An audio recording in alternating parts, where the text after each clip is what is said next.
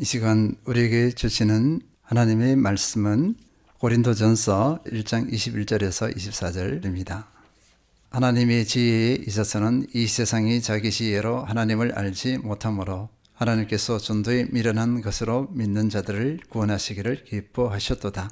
유대인은 표적을 구하고 헬라인은 지혜를 찾으나 우리는 십자가에 못 박힌 그리스도를 전하니 유대인에게는 거리끼는 것이요 이방인에게는 미련한 것이로되 오직 부르심을 받은 자들에게는 유대인이나 헬라인이나 그리스도는 하나님의 능력이요 하나님의 지혜니라. 오늘은 전도에 미련한 것으로 라는 제목으로 말씀을 나누도록 하겠습니다. 결혼한 부부에게서 첫 번째 소망은 자녀를 갖는 것입니다. 아기가 태어나면 이 아기는 어떻게 성장하고 어떤 인물이 되며 언제 생을 마감할지를 가지고 태어납니다. 자신의 인생을 가지고 태어난다는 것입니다. 그런데 그 내용은 아무도 모릅니다. 부모님도 모르고 자녀인 본인도 모릅니다. 다만 추측하거나 기대할 뿐입니다. 누가복음 1장 66절 듣는 사람이 다 이 말을 마음에 두며 이르되 이 아이가 장차 어찌 될까 하니 이는 주의 손이 그와 함께 하심이러라. 이 아이가 장차 어떻게 될까? 이 아이가 장차 어떤 인물이 될까라는 뜻입니다. 세례 요한이 태어난 지 8일째 되는 날에 할례를 받았습니다. 이때 사람들의 반응이었습니다. 사람들이 세례 요한이 어떤 인물이 될지 기대한 것은 아버지 사가랴 때문입니다. 천사가 나이 든 네 아내가 아이를 가질 것이다 라고 이렇게 알려주었어요. 그런데 사가랴는 믿지 않았습니다. 믿지 않은 결과로 벙어리가 되었습니다. 할례를 행하고 이름을 정할 때 혀가 풀려 말하게 되었습니다. 우리는 인생을 돌아보면서 내가 이렇게 허망한 삶을 사는 존재가 되었다니 하며 한탄하는 분들이 있습니다. 반대로 내가 이렇게 고귀한 삶을 살다니 하면서 감격하는 분들이 있습니다. 이 모든 것은 우주 만물의 창조자이신 하나님의 절대 주권의 영역입니다. 일단 한 사람으로 자기 인생을 가지기 위해서는 탄생해야 합니다. 영적으로도 마찬가지입니다. 영적인 생명이 탄생해야 새 생명의 삶이 다양하게 펼쳐집니다. 장차 이 사람이 어떻게 될까라는 모두의 기대감을 받을 것입니다. 그리스도의 장성한 분량까지 성숙하여 선한 영향력을 끼칠 수도 있습니다. 수많은 사람을 살리고 세우는 그리스도의 충성된 일꾼이 될 수도 있습니다. 그저 미지근한 그리스도인으로 안타까움의 대상이 될 수도 있습니다. 어쨌거나 영적인 생명이 탄생해야 자신의 영적인 인생을 가질 수가 있습니다. 그 사람의 영적인 인생은 하나님의 절대 주권의 영역입니다. 에베소서 1장 3절에서 4절 쉬운 성경으로 읽어보겠습니다. 하나님께서는 이 세상이 창조되기 전 그리스도의 사랑 안에서 우리를 흠없는 거룩한 백성으로 선택하셨습니다. 또한 그때부터 예수 그리스도를 통해 우리를 자녀 삼으시기로 작정하셨습니다. 하나님께서는 이 일을 바라시고 또 기뻐하셨습니다. 하나님께서는 이 세상이 창조되기 전 그리스도의 사랑 안에서 우리를 흠없는 거룩한 백성으로 선택하셨다. 또한 그때부터 예수 그리스도를 통해 우리를 자녀 삼으시기로 작정하셨다. 하나님께서 이 일을 바라시고 또 기뻐하셨다. 이렇게 말씀하고 있습니다. 구원받은 한 사람이 얼마나 지극한 사랑을 받고 있는지, 얼마나 대단한 존재인지를 확인하게 됩니다. 나의 영적인 생명 탄생, 하나님의 자녀됨의 탄생은 하나님의 절대 주권으로 이루어졌습니다.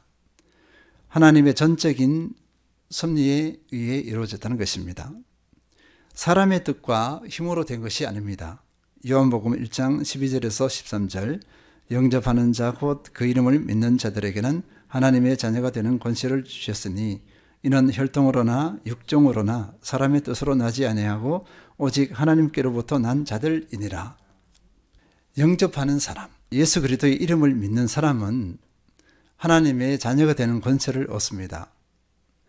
예수 그리스도를 자신의 인생 속에 받아들인 사람은 하나님 나라의 법으로 하나님의 친자녀가 됩니다. 이게 하나님의 법입니다. 하나님 나라의 법입니다. 그러나 이 사람이 하나님의 자녀가 된 것은 핏줄이나 육체적인 욕망이나 사람의 뜻으로 된 것이 아닙니다. 오직 하나님의 뜻에 의해서 된 것입니다. 사람이 개입할 수 없는 영역입니다. 영적으로 한 생명이 탄생하는 것은 너무나도 큰 사건이라 할 수 있습니다. 왜 그런가 보면요, 그 사람의 인생을 건집니다. 인생을 건진다는 것은 무엇을 의미할까요? 옛사람은 죽고 영적으로 거듭난 새로운 존재가 되는 것입니다. 이전과는 완전히 다른 새로운 존재로 삶을 살아가게 됩니다. 하늘에 속한 자가 된 것입니다. 하늘에 속한 자이기에 삶의 방향이 달라져 버립니다. 왜 사는가에 대한 답이 달라져 버렸다는 것입니다. 삶의 목적이 바뀐 것입니다. 이것은 한 사람의 삶을 송두리째 흔드는 것이나 마찬가지입니다. 삶의 목적은 그 사람의 삶의 중심축이기 때문입니다. 가치관이 달라져 버립니다. 무엇을 중요하게 여기는가가 달라져 버린다는 것입니다. 세상의 소유와 성공을 중요하게 여기고 이것에 집착했습니다. 자신의 인생을 걸었습니다. 여기에 자신의 행복이 달려 있다고 생각했기 때문입니다.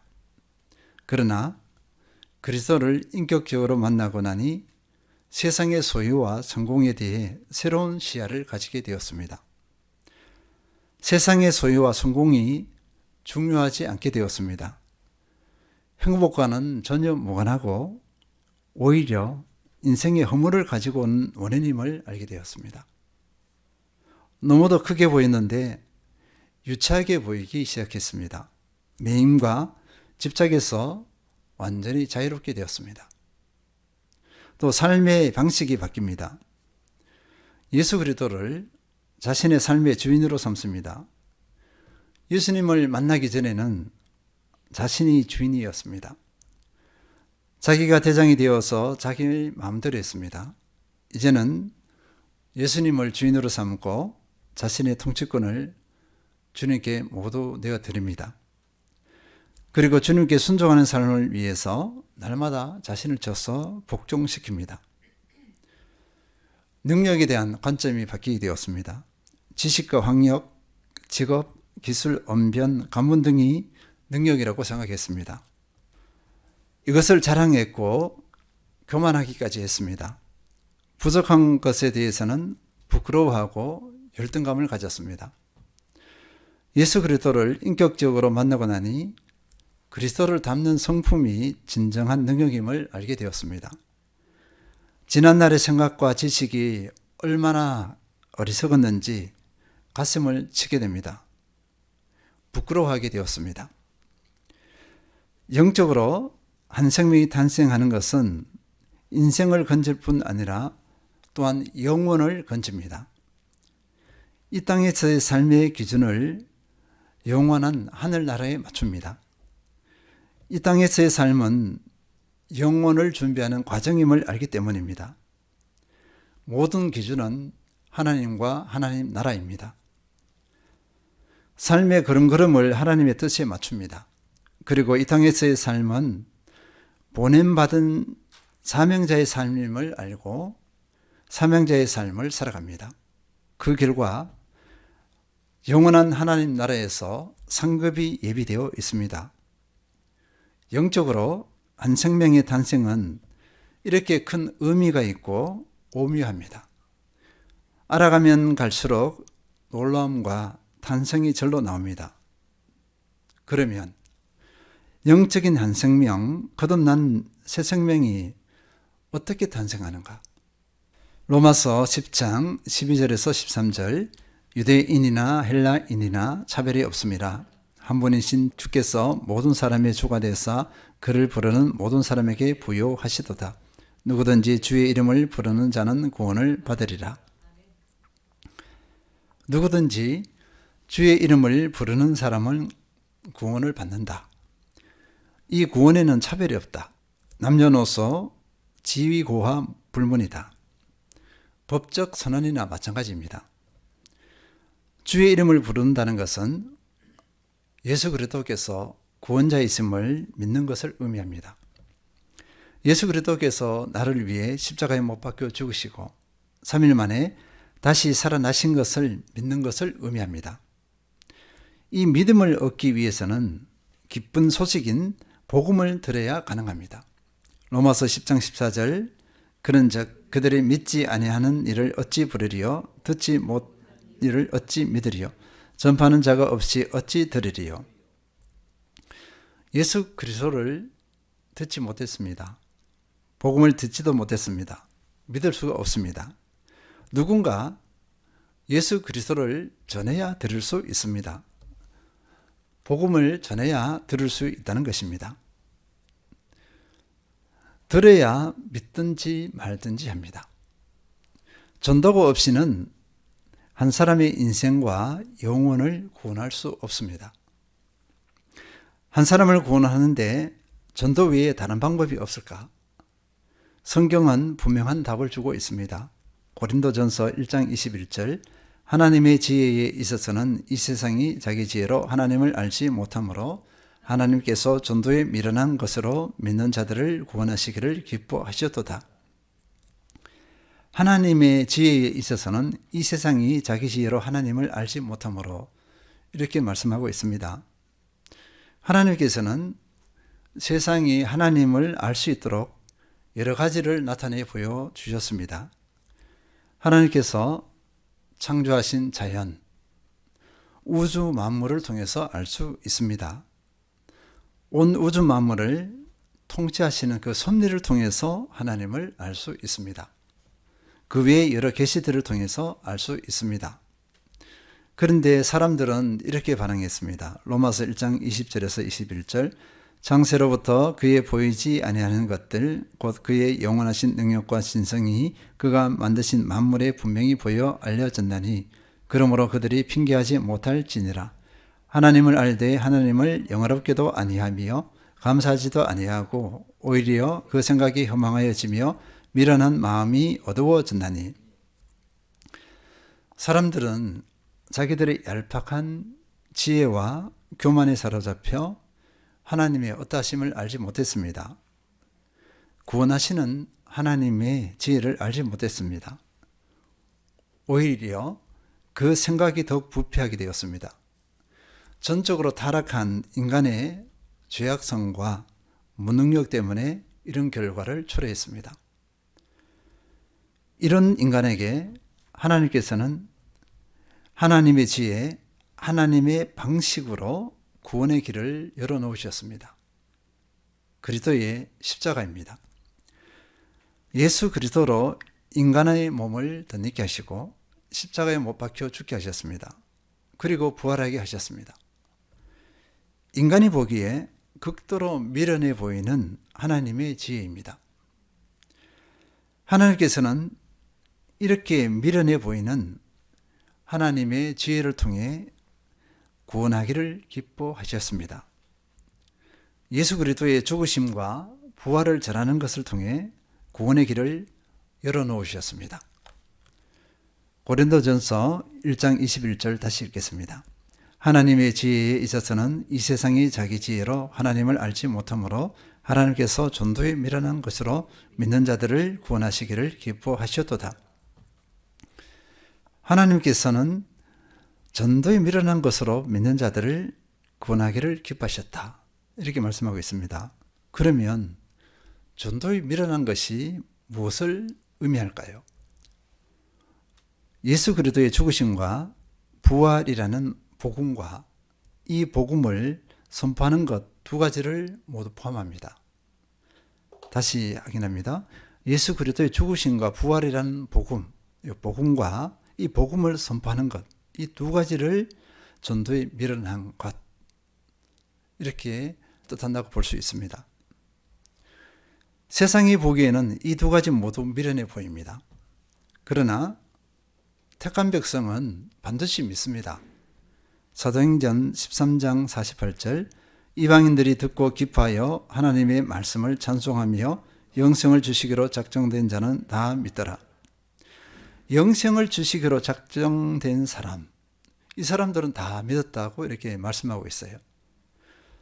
영생을 주시기로 작정된 사람, 반대로 보면요, 영생을 받기로 작정된 사람, 그 사람은 택함 받은 백성입니다. 구원받는 사람, 택함 받은 백성이 세계 여기저기에 널려져 있어요. 근데 누구인지 모릅니다. 로마서 8장 30절, 또 미리 정하신 그들을 또한 부르시고 부르신 그들을 또한 의롭다 하시고 의롭다 하시는 그들을 또한 영화롭게 하셨느니라. 미리 정하신 사람을 부르십니다. 이 미리 정하신 사람은 택함 받은 백성입니다. 이 사람에게 복음을 듣게 하시고 복음을 믿게 하신다는 것입니다. 전도는 하나님께서 택하신 백성을 찾아 나서는 것과 같습니다. 그런데 우리는 누가 택하신 백성인지 모릅니다. 그렇기 때문에 모든 사람에게 복음을 전해야 합니다. 하나님의 지혜는 참으로 놀랍고 오묘합니다. 사람의 생각이 미치지 못합니다. 고린도전서 1장 22절에서 24절, 유대인은 표적을 구하고 헬라인은 지혜를 찾으나 우리는 십자가에 못 박힌 그리스도를 전하니 유대인에게는 거리끼는 것이요 이방인에게는 미련한 것이로되 오직 부르심을 받은 자들에게는 유대인이나 헬라인이나 그리스도는 하나님의 능력이요 하나님의 지혜니라. 십자가는, 복음은 부르심을 받은 사람들에게 하나님의 능력이요 하나님의 지혜이다, 이렇게 선포하고 있습니다. 우리는 십자가를 부끄러워하지 않습니다. 우리는 십자가를 자랑합니다. 십자가는 하나님의 능력이요 하나님의 지혜이기 때문입니다. 하나님께서는 전도에 미련한 것으로 믿는 사람들을 구원하시기를 기뻐하셨습니다. 이것이 하나님의 방법입니다.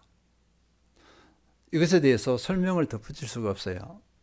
하나님의 방법, 그러면 이것으로 설명이 족합니다. 그러면 전도는 누가 해야 할까? 택한 백성이라면 모두 전도해야 합니다. 그리고 제자라면 모두가 또 반드시 전도해야 합니다. 마가복음 1장 38절, 이르시되 우리가 다른 가까운 마을들로 가자. 거기서도 전도하리니 내가 이를 위하여 왔노라 하시고, 예수님께서 이 땅에 오신 목적을 밝히셨습니다. 전도를 하여서 생명을 살리고 세우는 것입니다. 다른 가까운 마을들로 가자 했습니다. 다른 가까운 마을은요, 아주 작은 마을, 소외된 마을, 소외된 사람들입니다. 예수님께서는 이들을 가벼이 여기지 않으셨습니다. 예수님께서는 한 사람도 가벼이 여기지 않으셨어요. 제자는 어떤 사람입니까? 스승과 마음을 같이 하고 뜻을 같이 하는 사람입니다. 스승의 길을 걷는 것이 제자입니다. 그렇다면 예수님의 제자는 어떻게 해야 할까요? 예수님께서 제자를 이렇게 부르셨습니다. 마태복음 4장 19절, 말씀하시되 나를 따라오라. 내가 너희를 사람 낚는 어부가 되게 하리라 하시니, 제자는 사람을 낚는 어부로 부르심을 받은 존재입니다.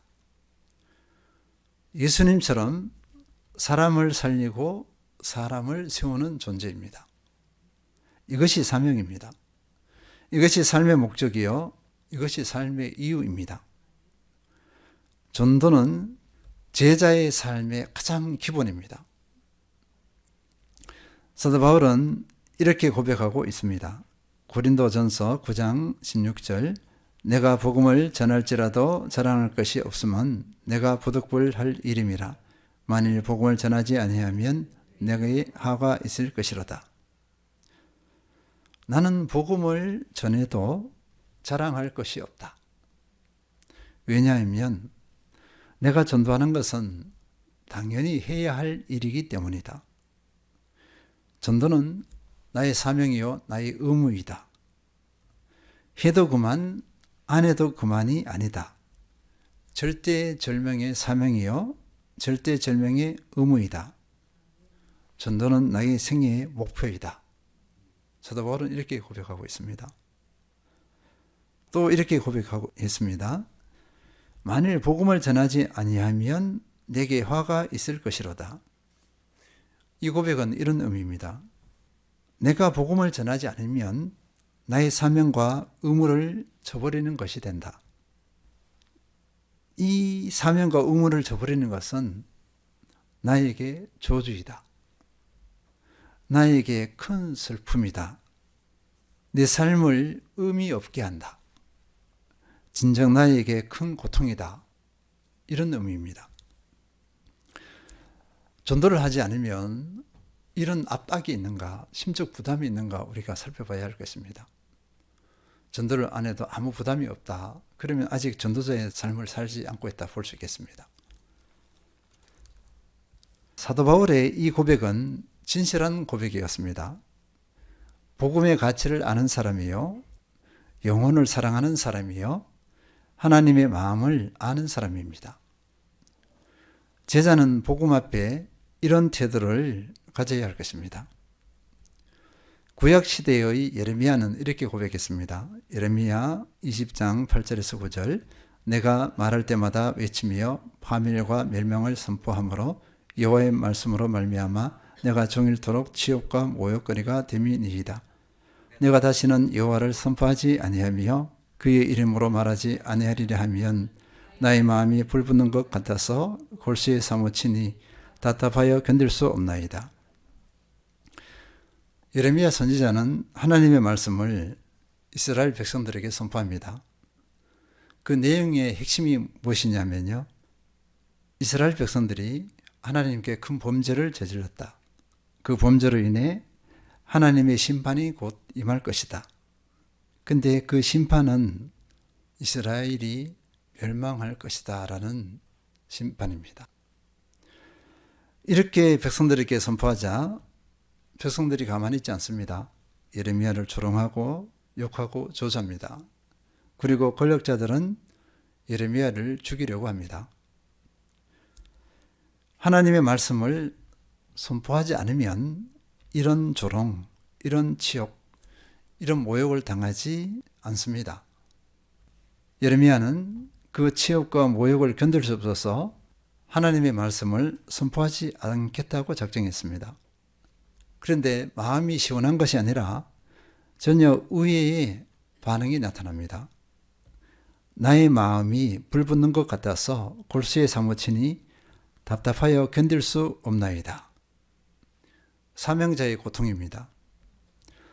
이스라엘의 범죄는 심각한 상태입니다. 하나님께서는 크게 분노하셔서 심판을 예정하셨습니다.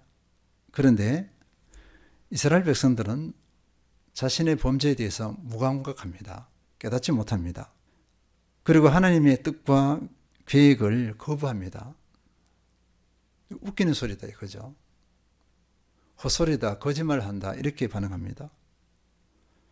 하나님의 말씀, 뜻을 허무맹랑하다 이렇게 반응했습니다. 하나님을 알고 있는 예레미야, 이스라엘 백성들의 죄악성과 무지를 알고 있는 예레미야, 이스라엘 백성들에게 임박한 상상할 수 없는 정도의 큰 심판을 알고 있는 예레미야입니다. 예레미야는 속이 탑니다. 고통이 엄습합니다. 그 고통에 기진맥진했습니다. 그러니 답답하여 견딜 수가 없습니다. 결국 자신은 하나님의 말씀을 선포하겠다는 거룩한 결단을 합니다. 하나님의 뜻을 알고 하나님의 마음을 아는 자의 심정입니다. 백성을 사랑하는 자의 심정입니다. 하나님을 두려워하는 자의 심정입니다. 예수님께서는 제자가 되는 것이 구원받았다고 바로 제자가 되는 것이 아님을 말씀하고 있습니다. 구원을 받으면 바로 제자가 되느냐 그렇게 말씀하지 않으셨어요. 제자의 삶을 살아내야 제자가 될 수 있다고 말씀하셨습니다. 요한복음 15장 8절 너희가 열매를 많이 맺으면 내 아버지께서 영광을 받으실 것이요 너희는 내 제자가 되리라. 너희가 열매를 많이 맺으면 이라는 조건을 내걸었습니다. 열매를 많이 맺으면 하나님께서 영광을 받으신다. 너희는 내 제자가 된다. 내 제자임을 증명하게 된다. 이렇게 말씀하셨어요. 여기서 열매는 어떤 것을 의미합니까? 사람 열매와 예수님을 닮아가는 성품의 열매 두 가지입니다. 제자는 반드시 이 두 가지 열매를 맺습니다. 이 두 가지 열매는 내 힘으로 맺을 수 없습니다. 하나님의 함께하심과 하나님의 인도하심이 절대 필요합니다. 그리고 나는 순종해야 합니다. 성품을 형성하기 위해서는 믿음의 공동체가 필요하고 많은 훈련이 필요합니다. 그리고 많은 시간을 요합니다. 그러나 전도는 복음의 은혜를 깨닫는 것이 우선입니다. 복음에 감격하고 감사하는 마음이 우선입니다. 그러면 전도를 할 수 있습니다. 처음 교회에 나온 사람도 전도할 수 있습니다. 전도는 모두 갈 수 있습니다. 성품은 하루아침에 되지 않아요. 그런데 전도는 은혜를 깨달은 사람은 누구나 전도할 수가 있습니다. 요즘에는 교회에 대한 신뢰도가 많이 무너져 내렸습니다. 말로 전하는 전도에는 통 반응하지 않습니다. 열매가 맺어지지 않습니다. 그 대안이 관계 전도입니다. 내가 아는 사람과의 관계를 통해서 전도하는 것입니다. 그리스도의 사랑을 드러내고 구별된 삶을 보일 때 가능할 것입니다. 뿌리는 전도이든 관계 전도이든 우리는 복음을 전해야 합니다. 듣든지 아니 듣든지 복음을 전해야 합니다.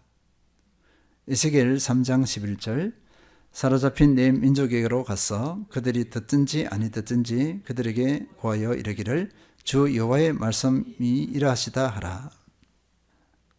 우리는 듣지 않는 이 세대들 앞에 마음이 참 무겁고 답답하여 견딜 수가 없을 것입니다. 그러나 절대로 포기해서는 안 됩니다. 하나님의 명령입니다. 듣든지 아니 듣든지 전파하라. 정리합니다. 전도는 생명줄입니다. 하나님께서는 전도를 통해 한 생명을 구원하기를 계획하셨습니다. 전도는 세상이 보기에 미련해 보이지만 인생을 건지고 영혼을 건지는 가장 거룩하고 가장 가치 있는 일입니다. 전도는 제자의 삶의 가장 기본입니다. 하나님께서는 내가 전도자가 되길 원하십니다. 나를 사용하시기를 원하신다는 것입니다. 로마서 10장 15절 보내심을 받지 아니하였으면 어찌 전파리요 기록된 바 아름답도다 좋은 소식을 전하는 자들의 발이여 함과 같으니라. 전하지 않고는 견딜 수 없는 심정으로 생명을 살리고 세우는데 온전히 헌신하시는 모든 성도님들 되시길 축원드립니다.